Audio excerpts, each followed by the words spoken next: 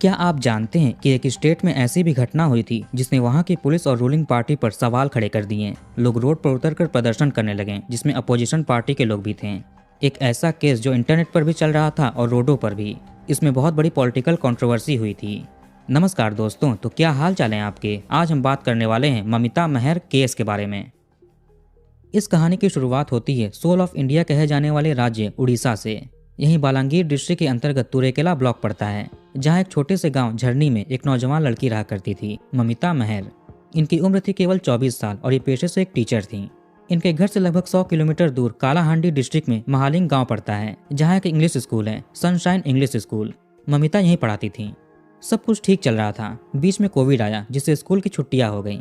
School क्या, सब कुछ बंद हो चुका था। अब कोविड के बाद एक साल बीतता है, 2021 आया। चीजें नॉर्मल होनी शुरू हो जाती हैं। धीरे धीरे स्कूल्स भी खुलने लगे। वैसे सनशाइन स्कूल के मैनेजमेंट कमेटी के प्रेसिडेंट थे गोविंद साहू। ये इलाके में काफी बड़ा नाम था। इनका सत्ता के गलियारों में राजनेताओं के साथ उठना बैठना था। जब स्कूल में कोई फंक्शन होता था तो बड़े बड़े लोग उसमें शामिल होते थे। यहाँ तक कि उड़ीसा के उस समय के होम मिनिस्टर तक भी आते थे। तो 8 अक्टूबर 2021 की सुबह 8 से 9 बजे के आसपास गोविंद साहू ममिता महर को कॉल करते हैं। चूंकि ममिता स्कूल टीचर के साथ साथ वहाँ की गर्ल्स हॉस्टल की वार्डन भी थी और गोविंद पूरे मैनेजमेंट को देखते थे, तो एक दूसरे को ये लोग जानते भी थे। गोविंद ने ममिता से फोन पर कहा कि स्कूल खुलने को है, जरूरी काम है, तुम आज और अभी मिलो। ममिता अब लॉकडाउन के बाद पहली बार स्कूल जाने वाली थी।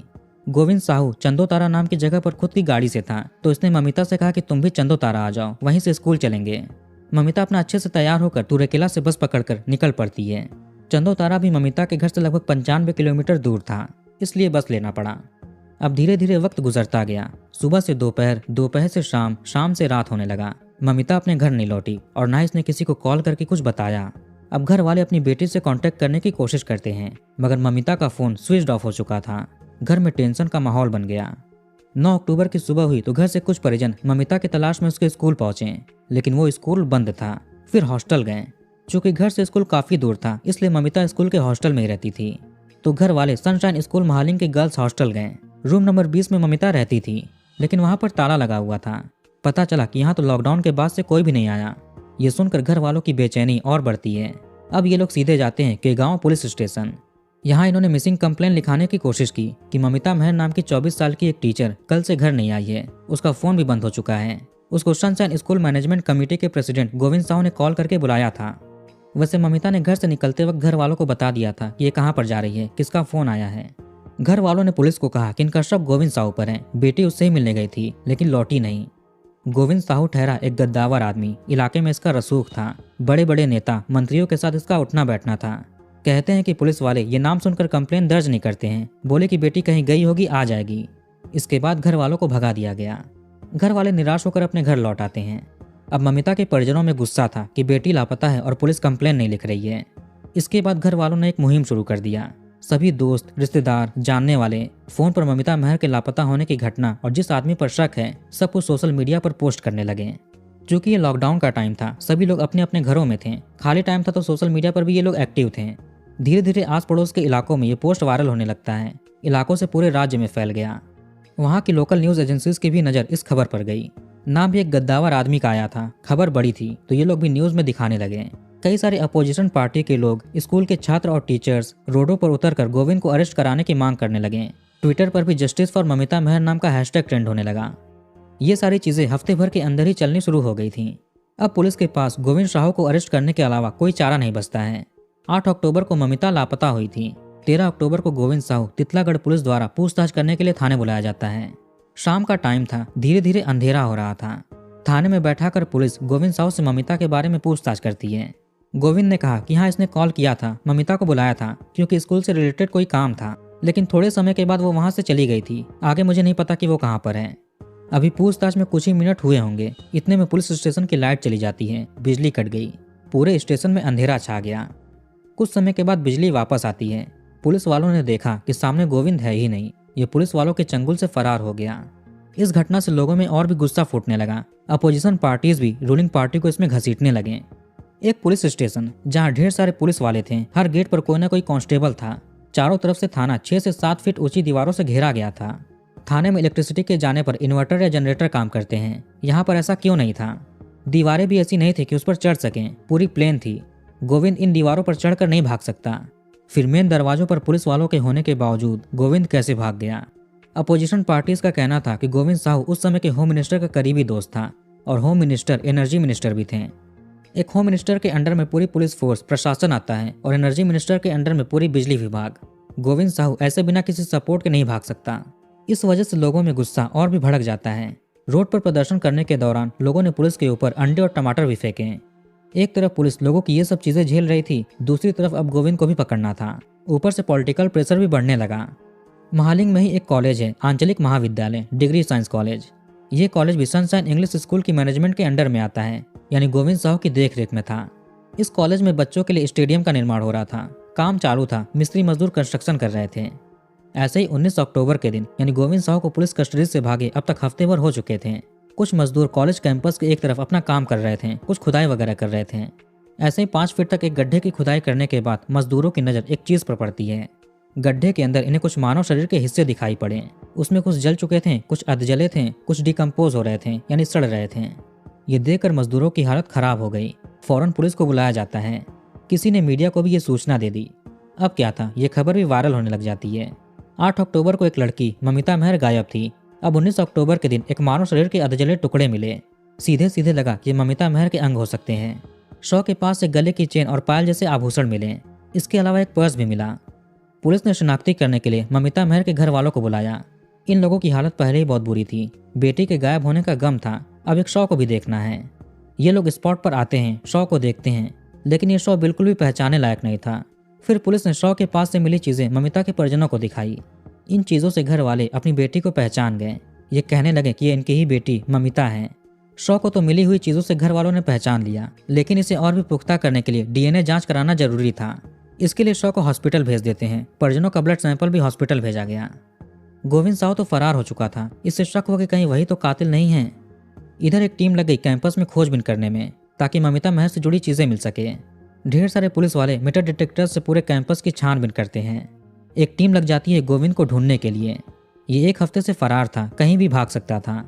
बालांगीर डिस्ट्रिक्ट में ही बंगो मुंडा ब्लॉक पड़ता है, जहाँ पर बुधी पदार नामक एक गाँव है।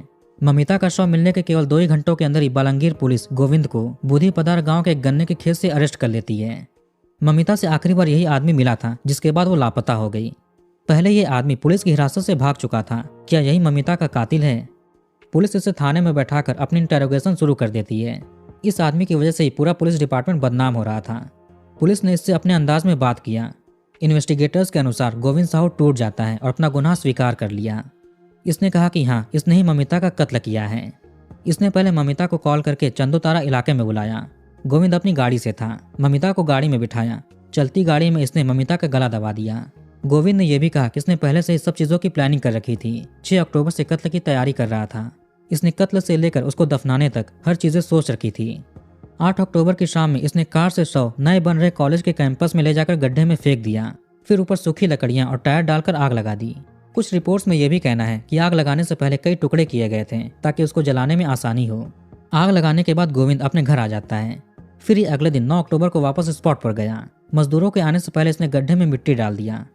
ये सारी घटना सुनकर पुलिस को डाउट हुआ कि एक लड़की को किडनैप करने से लेकर चलती गाड़ी में कत्ल करने तक, फिर उसे 5 फीट के गड्ढे में टुकड़े करके जलाना, ये कोई अकेला आदमी नहीं कर सकता। इसमें कई लोग शामिल होंगे। पुलिस को कत्ल का मोटिव भी जानना था कि एक महिला टीचर की गोविंद साहू से क्या दुश्मनी होगी कि इतना प्लान करके कत्ल करना पड़ा। ममिता मेहर ने अपना 12th सनशाइन स्कूल से ही पास किया था। फिर 2017 में ये वापस इसी स्कूल में आई, लेकिन अब एक स्टूडेंट नहीं बल्कि टीचर के तौर पर। चूंकि इनका घर यहाँ से काफी दूर था, तो रोज इतना सफर नहीं कर सकते थे, इसलिए ये यहाँ के हॉस्टल में या टीचर के क्वार्टर में रहने लगी। आगे ये गर्ल्स हॉस्टल की वार्डन भी बन जाती है। गोविंद साहू की बात करें तो ये पहले एक आम किसान था। इसके पास काफी जमीनें थी। आगे ये कुछ लोगों की मदद से स्कूल खोलता है, जिसके मैनेजमेंट कमेटी का खुद प्रेसिडेंट भी बन गया। इसके स्कूल में जब भी कोई फंक्शन होता तो बड़े बड़े नेता, मंत्री, यहाँ तक कि होम मिनिस्टर भी आते थे। कई मंत्री तो यहाँ रात भर रुकते भी थे। हॉस्टल में ममिता के रहने और वार्डन के तौर पर काम करने के साथ साथ ये स्कूल में पढ़ाती भी थी। जैसा कि पुलिस ने मीडिया को बताया कि गोविंद साहू का किसी लड़की के साथ एक्स्ट्रा मैरिटल अफेयर चल रहा था। ये बात ममिता को पता चल चुकी थी।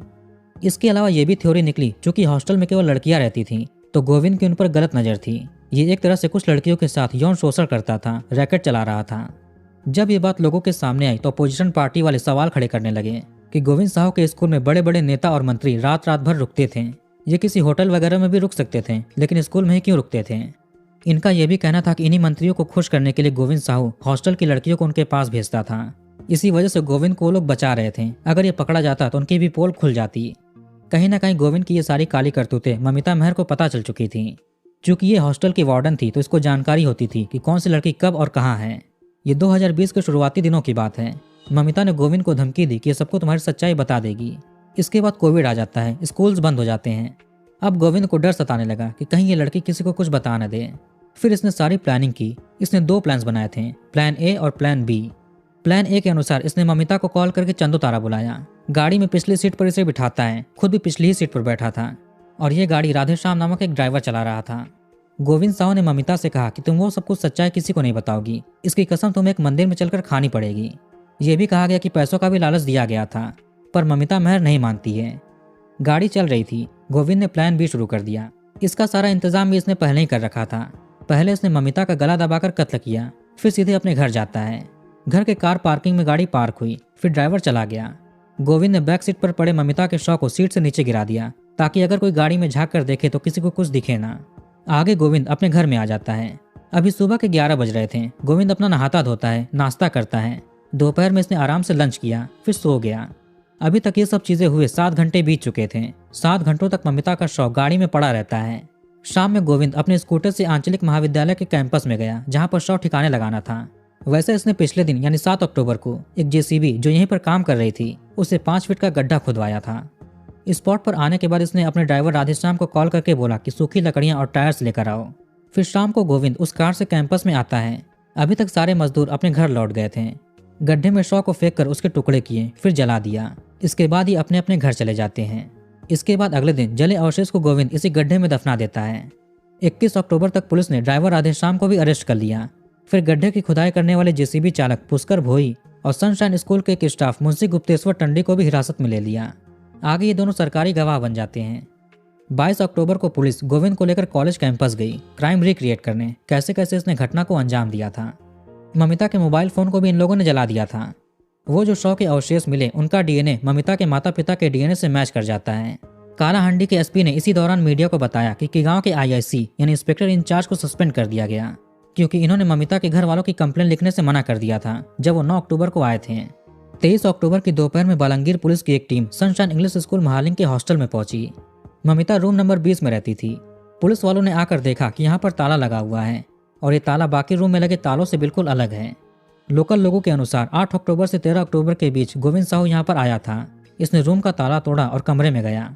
ये सुनकर पुलिस समझ गई कि गोविंद सबूत नष्ट करने के इरादे से आया होगा। चूंकि ताला टूट गया था तो गोविंद ने यहाँ पर नया ताला लगवाया ताकि किसी को शक न हो कि ये अंदर गया था। पर कमरे का ताला अलग दिखने की वजह से पुलिस एक बार में ही समझ गई। चूंकि इस केस में होम मिनिस्टर से लेकर कई बड़े नेताओं के नाम आ रहे थे, इसलिए केस हाई प्रोफाइल बन गया। लोग होम मिनिस्टर के इस्तीफे के भी मांग कर रहे थे, उनको अरेस्ट करने की भी बात कहने लगे। पुलिस के ऊपर बहुत प्रेशर था। पुलिस ने सेक्शन 164 के तहत 13 लोगों से और सेक्शन 162 के तहत 100 लोगों के स्टेटमेंट रिकॉर्ड किए। घटना अक्टूबर में हुआ था। इसके 4 महीने के बाद बालंगीर पुलिस करीब 2000 पेजेस की चार्जशीट कोर्ट में सबमिट करती है, जिसमें अपराधी के ऊपर आईपीसी सेक्शन 302, 307, 120B, 34 और 35 लगती है। इसके अलावा कोर्ट में फॉरेंसिक रिपोर्ट, साइंटिफिक और टेक्निकल एविडेंसेस भी सबमिट किए गए। 25 अगस्त 2022 को कांताबांजी कोर्ट के एडिशनल डिस्ट्रिक्ट जज की अदालत में चार्जेस फ्रेम किए जाते हैं। आरोपियों की ओर से आए वकील ने कहा कि इनके क्लाइंट के विरुद्ध कोई डायरेक्ट एविडेंस या सब्सटेंशियल एविडेंस नहीं है, इसलिए केस डिसमिस कर देना चाहिए। 8 सितंबर 2022 से कोर्ट में मुकदमा शुरू होता है। अब आती है तारीख 20 दिसंबर 2022। बालांगीर डिस्ट्रिक्ट के कांताबांजी सब जेल में गोविंद साहू कैद था। कोर्ट हियरिंग के लिए गोविंद को ले जाना था। जेल के बाहर गाड़ी खड़ी थी। कुछ कांस्टेबल्स गोविंद के बैरक में जाते हैं। इन्होंने सामने देखा कि गोविंद साहू एक खिड़की से झूल रहा है। इसने एक तौलिए से फंदा बनाकर फांसी लगा ली, खुद के जीवन को समाप्त कर लिया। अब इस घटना में भी कई सारे सवाल खड़े हो जाते हैं। गोविंद के वकील का कहना था कि पिछले दिनों इनसे आमने सामने बात हुई थी, ये बिल्कुल नॉर्मल लग रहे थे, इन्हें कोई टेंशन भी नहीं था। वहीं गोविंद साहू की पत्नी का कहना था कि इसमें बड़े बड़े लोगों का हाथ है, गोविंद ऐसा काम नहीं कर सकते, इनका कत्ल हुआ है। इसमें भी इंक्वायरी बैठती है, ह्यूमन राइट्स के लोग सामने आते हैं। आखिर ऐसी कौन सी परिस्थिति है कि गोविंद को खुदकुशी करनी पड़ी, जबकि 1-2 दिन पहले ये बिल्कुल नॉर्मल थे। कहा जाता है कि हाई कोर्ट से इन्होंने बेल की मांग की थी, लेकिन वो खारिज हो गया। इसी वजह से डिप्रेशन में आकर इन्होंने ऐसा कदम उठाया। वहीं अपोजिशन पार्टी के लोग स्टेट गवर्नमेंट को सामने कर देते हैं। अब जिसके ऊपर ममिता महर के कत्ल का इल्जाम था, उसने जेल में खुदकुशी कर ली। एक के ऊपर कत्ल में साथ देने और एविडेंसेस मिटाने जैसे आरोप हैं। इसने भी बेल की अर्जी लगाई थी, लेकिन इसका भी खारिज हो गया। बाकी 2 अक्यूज्ड अप्रूवर बन गए।